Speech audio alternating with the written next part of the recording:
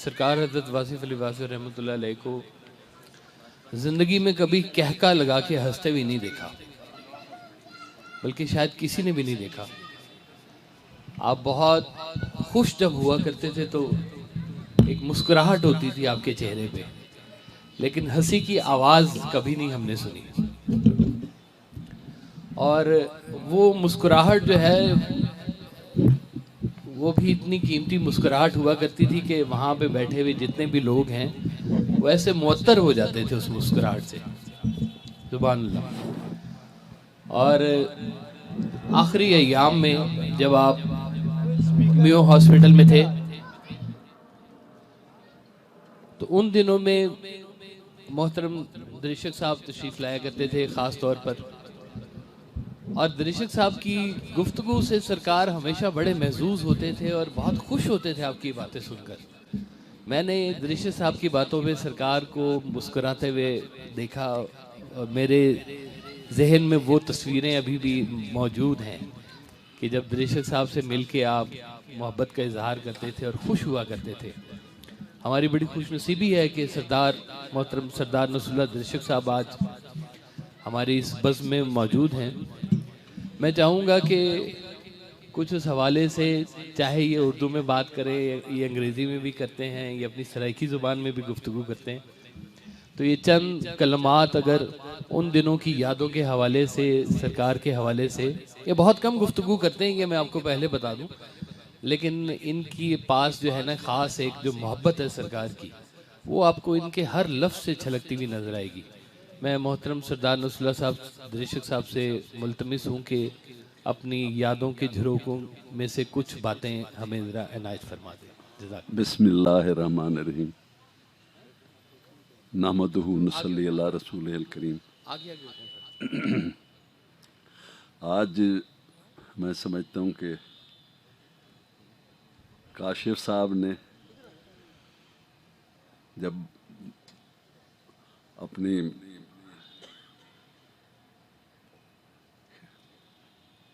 वो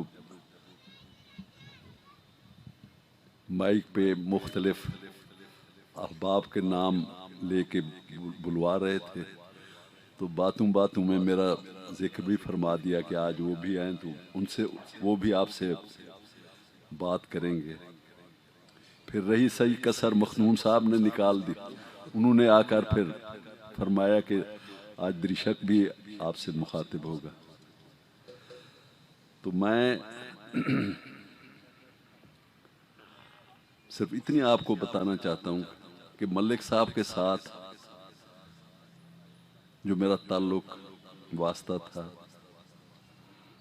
हमारे डेरा गाजी खान के एक मेरे दोस्त थे जो डायरेक्टर जनरल होते थे स्पोर्ट्स के, अजीज़ मुगल साहब, उनके ज़रिए से मैं मलिक साहब की खिदमत हाजिर हुआ। उन्होंने मुझे बताया, मुझे वैसे ही शौक़ था अल्लाह के वली बुज़ुर्गों से मिलने का, उनके तवस्सुत से मैं फिर मिला आपसे।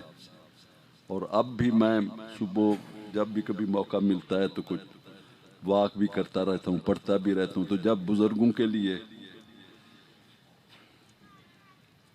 मग़फ़िरत की दुआ करता हूँ तो उसमें ख़ास तौर पर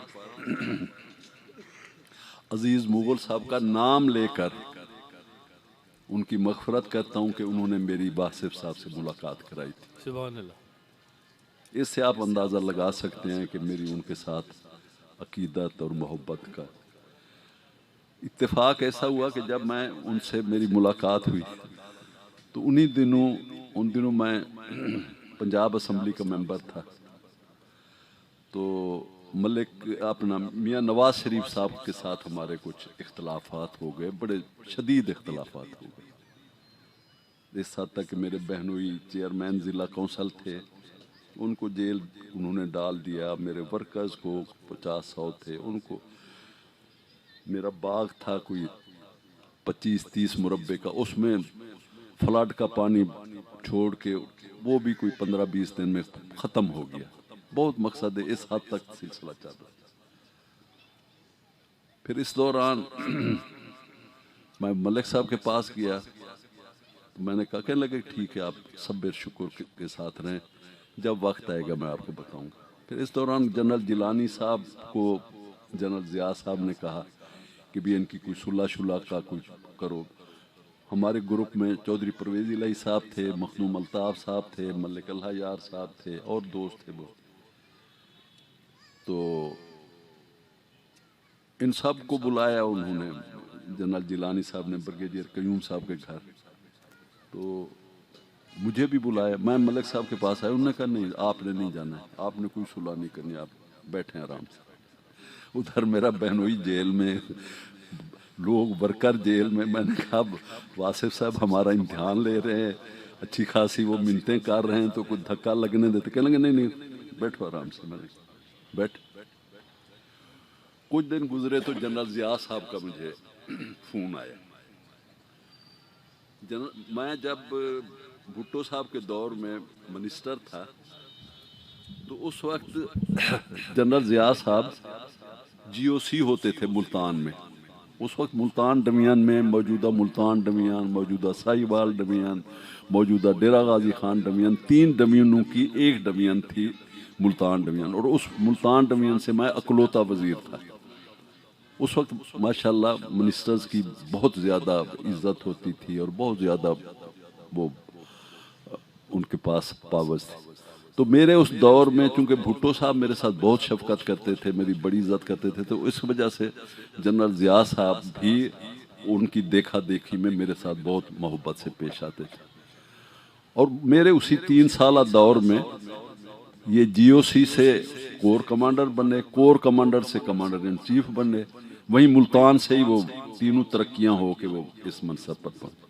तो उन्होंने मुझे फ़ोन किया, दिरशा साहब किधर है? मैंने कहा सर मैं राजनपुर हूँ, तो आपसे मुलाकात कब हो सकती है? तो मैंने कहा जी मैं हाजिर हूँ, मैं जब हुक्म करें। नहीं नहीं आप बताएं। मैंने कहा आप मुझे 2-3 दिन का वक्फा दें, क्योंकि उन दिनों सड़कें अच्छी नहीं होती थी। तो मैंने कहा मुझे टाइम लगेगा। मेरे जहन में था कि मैं पहले लाहौर जाऊँगा, मलिक वासिफ साहब से पूछूंगा, वो इजाज़त देंगे, चूँकि ये बुला तो उसी मसले के लिए रहा है, तो मैं जाऊँगा। मैंने कहा जी मुझे 2-3 दिन का वक्फा चाहिए, फिर मैं हाजिर हो जाऊँगा। मैं फिर आ गया यहाँ मलिक साहब के पास। तो मलिक साहब को मैंने कहा कहने हाँ बस अब ठीक टाइम आपने बुलाया है तो आप चले जाए। मैंने जनरल साहब को कहा, मैंने कहा कि जी आप मुझे ज़रा टाइम देंगे, 2-3 दिन का वक्फा। फिर थोड़ी देर बाद उनके मिलिट्री सेक्रेटरी का फ़ोन आ गया, तो उसने कहा कि जी जनरल साहब कह रहे हैं कि दिरीशा साहब को अगले 6-7 दिन में जो दिन छूट करे वो तशरीफ़ लाएं मेरे पास और रात का खाना मेरे साथ खाएं। तो मैंने वो फिर टाइम बता दिया, कोई 4 दिन आगे मैं आ गया इधर। मलिक साहब से मैंने आज की, कहने लगे हाँ अब टाइम आ गया आप चले जाएं, और उससे मिलें, सारी बातचीत करें। लेकिन वो आपको सुलह का करेगा, आपने सुलह करनी है, दिल से करनी है। कोई कदूरत, आपका बहुत नुकसान हुआ है, आपकी बड़ी तजलील हुई है, आपका बहनोई जेल में है, आपका भतीजा जेल में है, आपके 300-400 वर्कर जेल में, आपने दिल साफ करके करना है और उसके साथ चलना है। और वो जब तक आपके साथ दिल साफ करके चलता रहेगा, उसके इक़्तिदार को कोई नुकसान नहीं आएगा। जब भी तुम्हारे साथ उसने कोई कदूरत की, तुम्हारे साथ दिल साफ दिल्ली से ना चला, तो फिर वो भी डामाडोल ऊपर नीचे ही होता रहेगा, फिर उसको भी कोई इतना इक़्तिदार उसके को सबात नहीं होगी। खैर मैं फिर फरमाने लगे कि हाँ तुम यहाँ से जाओगे तो पहले सीधा बड़ी सरकार जाना, वहाँ जाना, हाज़िरी देना, दुआ करना कि अल्लाह ताला इन बुज़ुर्गों के, अल्लाह के वलियों के तुफ़ैल हमारे ये जो जिस मिशन पे आप जा रहे हैं इसको आपके लिए, मुल्क के लिए अच्छा साबित करे। फिर फरमाने लगे कि वहाँ से निकलोगे ना तो बड़ी सरकार के सामने एक आस्थाना है राजा अकरम साहब का, उनके पास भी आपने ज़रूर जाना है और उनको मेरा सलाम देना है और उनको कहना है कि इस तरीके से बुलाया है जनरल साहब ने, मलिक साहब ने दिल से सुलह करने का कहा है। हाँ साथ मुझे कहने लगे कि वो जनरल साहब आपको उससे गारंटी ज़रूर लेनी है। वो जनरल साहब आपको कहेगा कि मैं गारंटर हूँ, मैं गारंटी देता हूँ कि आइंदा ये ज़्यादती नहीं करेगा। तो आपने कहेंगे कि नहीं नहीं मुझे आपकी गारंटी नहीं चाहिए, मुझे मियाँ साहब के वालिद साहब मियाँ शरीफ साहब की गारंटी चाहिए। क्योंकि जितना वो अपने वालिद का एहतराम करता है, आपका तो सरकारी रिश्ता है, ये आज है कल नहीं होगा, तो उनकी गारंटी मुझे चाहिए। मैंने कहा जी। कहने लगे कि ये सारी बातें राजा अकरम साहब को बतानी है, उनसे भी इस पर मुहर लगवानी है, इसमें कोई रद्दो बदल वो जो करें वो भी आपने कर लेना। खैर मैं वहाँ गया, बड़ी सरकार गया, हाजिरी दी, फिर आया तो राजा साहब अपने लान में बैठे हुए, सामने उनका बहुत बड़ा आस्थाना है, अब भी मैं जाता हूँ। वो तो माशाल्लाह इस दुनिया से चले गए हैं, लेकिन उनके अजीज़ हैं राजा सरफराज साहब जो उनके जानशीन हैं, उनके पास जाता हूँ। परसों भी मैं उनके साथ रात का खाना खाया है, मुलाकात की। तो उनके पास मैं गया तो उनको मैंने सारी बात सुनाई, तो कहने लगे जो वासिफ साहब ने फरमाया बिल्कुल ठीक है, इसी तरह ही करो। मैं चला गया जनरल साहब को। जनरल साहब ने बड़ी मोहब्बत की, बड़ी प्यार इज्जत, बहुत इज्जत करते थे, अल्लाह उनको गरीब के रहमत करे। बैठे, कहने लगे कि दृशक साहब कैसे हाल हैं, ठीक हैं, खैरियत से? कहने लगे आपको पता है मैं फौजी हूँ, मैं डिक्टेटर समझें जो समझें, आप सियासतदान हैं। मैंने एक जमहूरियत का, सियासतदान का काम जमहूरियत है और फौजी का काम जो है वो जमहूरियत को ख़त्म करना है। मैंने एक जमहूरियत का पौधा लगाया है, वो एक नर्सरी की हालत में है, मैं इसको तनावर दरख्त बनता देखना चाहता हूँ, आप इसको जड़ से उखाड़ के फेंकना चाहते हैं। आपका काम मैं कर रहा हूं, मेरा काम आप कर रहे हैं। तो मैंने कहा सर वो जो पौधा आपने लगाया जरा उसको मेरे साथ, फिर मैं जज्बात में था, मैंने बहुत जज्बात में मियाँ साहब के खिलाफ सख्त बातें की। तो कहने लगे आप फिक्र ना करें, मैं I will stand surety, I will stand guarantee, इंशाल्लाह आपके साथ वो ठीक चलेगा। तो ठीक नहीं चलेगा तो फिर मैं भी उसके साथ ठीक नहीं चलूँगा। मैंने कहा जी आपकी बड़ी मेहरबानी है, बहुत शुक्र, मैं शुक्रगुजार हूँ आपका, लेकिन मुझे आपकी गारंटी नहीं चाहिए, मुझे उसके वालिद साहब की गारंटी चाहिए, क्योंकि आपका साथ रिश्ता है उसका सरकारी, ये आज है कल नहीं होगा। वालिद साहब के साथ उसका रिश्ता एक ऐसा है जो कभी टूट नहीं सकता। कहने लगे ठीक है, उसके वालिद साहब की मैं गारंटी दिलाऊंगा और मैं काउंटर गारंटर बनूंगा। मैंने कहा उसी वक्त उन्होंने फ़ोन उठाया, मियाँ साहब को फ़ोन किया कि ये दृशक साहब बैठे हैं, मैंने इनको समझा दिया है, एक तो इनके सारे मामलात ख़त्म करो, आइंदा इनके साथ तुमने कोई गड़बड़ की तो फिर मुझसे किसी खैर की तवक्को ना करना। हाँ, इनकी मुलाकात कराओ अपने वालिद साहब से और उनकी गारंटी दिलवाओ, मेरी तरफ से उनको ये पैगाम था। खैर मैं बाहर निकला तो मियाँ साहब का फ़ोन आ गया, जनरल साहब ने मुलाकात हुई सी। मैं कहा जी सर, तो फिर कदों लाहौर आ रहे हो? मैं कहा जी मैं कल आ जाऊँगा। तो फिर परसों मीटिंग रख ली है अब्बा जी नाल। मैं कहा जी मैं रख लो। फिर मैं आ गया, फिर परसों चले गए वहाँ। ये शिमला पहाड़ी के साथ इत्तेफाक का दफ्तर होता था, तो वहाँ पे ये मैं गया तो मुख्तियार पीए था बड़े मियाँ साहब का, उसके साथ मियाँ साहब बैठे थे, वाले साहब अंदर बैठे थे। मैं जब गया तो फिर ये मेरे साथ ही अंदर गए, फिर उनसे मेरी मुलाकात हुई और उनके साथ बड़ी अच्छी मुलाकात रही मेरी। और माशाल्लाह उन्होंने जिस तरीके से मेरे साथ निभाया और जिस तरीके से उन्होंने उस गारंटी को पूरा किया, उसके लिए अल्लाह ताला उनको करवट करवट जन्नत नसीब करे, मैं भूल नहीं सकता। वो ऐसे वक्त भी है जिसमें शहबाज साहब और मियाँ नवाज साहब की राय और होती थी, मेरी राय और होती थी, तो वो मेरी राय को अहमियत देते थे और ये सिलसिला बहुत देर चलता रहा। फिर 90 से 93 तक जब वाइन साहब चीफ मिनिस्टर बने तो वाइन साहब के को पता नहीं किसी मुखालिफ ने भड़काया कि नसरुल्लाह दृशक तुम्हें हटा के ये खुद चीफ मिनिस्टर बनना चाहता है। मैं उस वक्त उनकी कैबिनेट में था, मैं लॉ पार्लियामेंट्री अफेयर्स का मिनिस्टर था, मैं प्लानिंग एंड डेवलपमेंट का मिनिस्टर। तो वो फिर मेरे साथ उन्होंने गाड़ बगाड़ शुरू कर दी। तो मैंने फिर अब्बा जी के पास गया, मैंने कहा कि जी ये वाइन साहब मेरे साथ ठीक नहीं चल रहे हैं, तो मैं आपको बताने आया हूँ, या इसको ठीक करें या फिर मैं, तो फिर मुझे रास्ता जुदा करना पड़ेगा। फिर वो लंबी कहानी है, वो ना ठीक हुआ, फिर हमने रास्ता जुदा कर लिया। हमने मियाँ मंजूर वट्टू साहब के साथ मिल के फिर अदम एतमाद ले आए वाइन साहब के खिलाफ, वाइन साहब को वो ख़त्म हो गए, मियाँ मंजूर वट्टू साहब उसकी जगह चीफ, वो लंबी कहानी।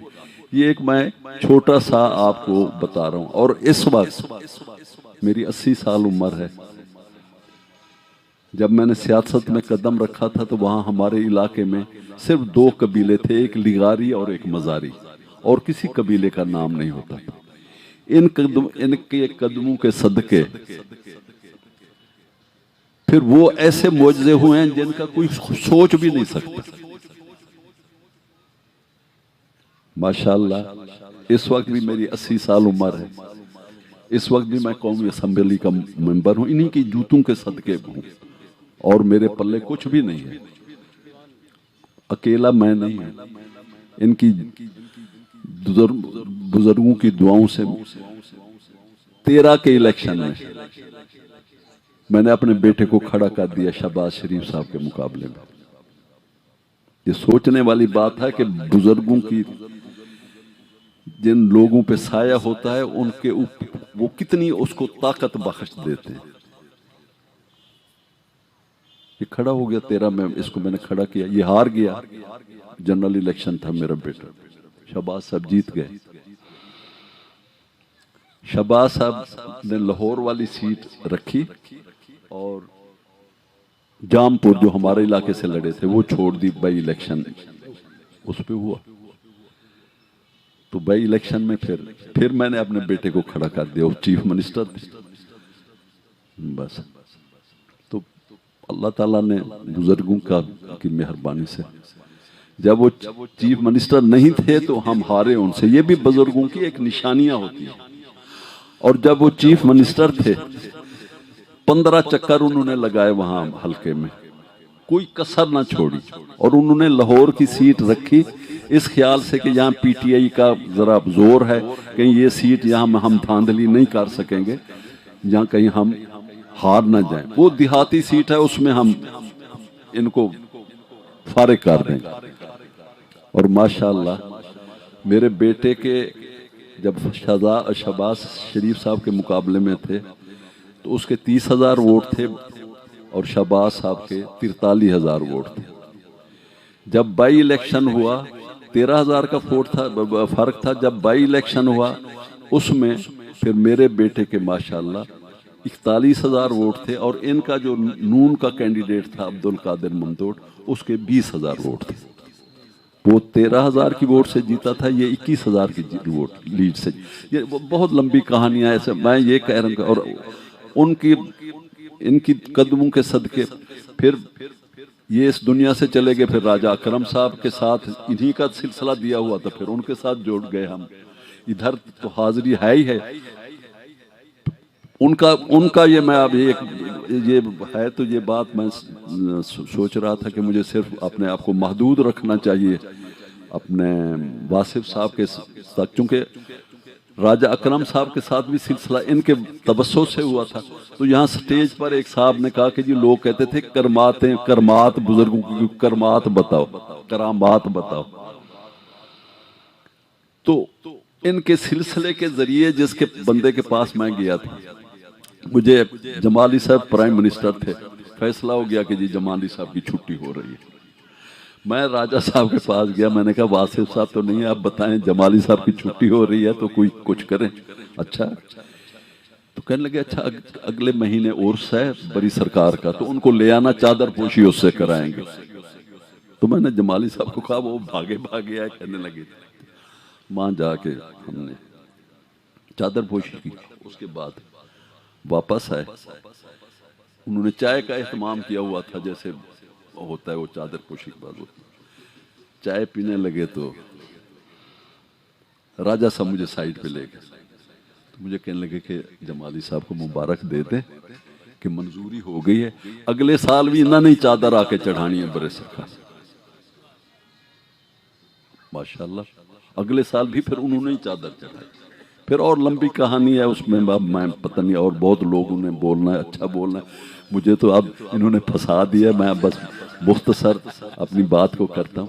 तो मैं ये कहता हूँ कि वो है ना कि तीरे जस्ता बाज गर्दानंद राह, ये अल्लाह के वली जो हैं इनका के साथ कोई मुकाबला कर ही नहीं सकता जो इनके साथ टक्कर लेता है ना। अब मैं क्या हूँ, अब मैं तो सोचता हूँ खुल्लम खुला। फिर जब मेरी नवाज शरीफ साहब के साथ सुलह हुई, फिर मैंने सरकार की नवाज शरीफ साहब के साथ मुलाकात कराई। नवाज शरीफ साहब ने जब सरकार लंदन गए थे तो उनके इलाज के लिए सरकारी खाते से हमें मेहरबानी की। ये जहाँ घर है हमारा जौहर टाउन में, ये उसने प्लाट हमें दिया था। हम भूलने वाले नहीं हैं।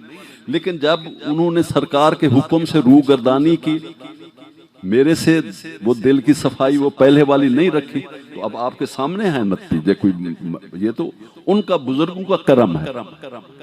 मैं अगले दिन बैठे थे तो मैं किसी दोस्त से बात कर रहा था, वो कहने लगा कि जी उन्होंने सरकार मुझे एक किस्सा सुनाया कि कुतुबुद्दीन इलाउद्दीन का बेटा था। इलाउद्दीन खिलजी हिंदुस्तान का बहुत बड़ा बादशाह था, उसका बेटा था, नौजवान था।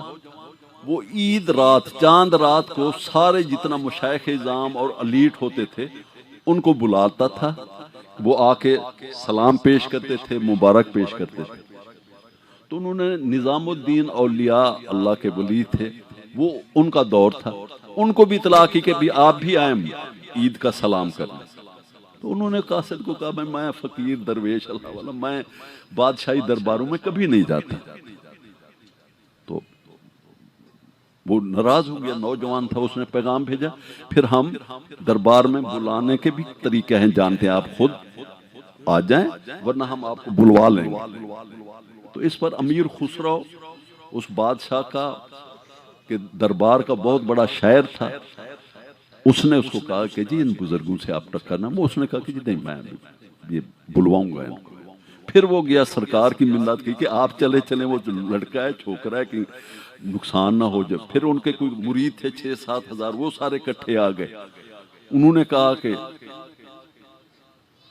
हम तहफ़्फ़ुज़ करते हैं, अब कल ईद है, वो आएंगे, आपको साथ बेहुरमती करेंगे, पकड़ के ले जाएंगे, तो हम तो आपने कहा कि जाओ, दौड़ जाओ। कोई एक बंदा भी यहाँ रहा तो मैं, उन्होंने कहा जी होगा क्या? उन्होंने कहा हनूज दिल्ली दूर आ। ठीक है, चले गए। उनको कहने लगा एक बंदा ना मुझे नजर, मुझे आए पकड़ के ले जाएं, मैं बैठा हूं। उसी रात खिजर खान, उसका कमांडर इन चीफ, उसने कुतुब को कत्ल किया, उसके खानदान को कत्ल किया और तख्त पर कब्जा कर लिया उसी चांद रात। ये है अल्लाह के वलियों का कमाल।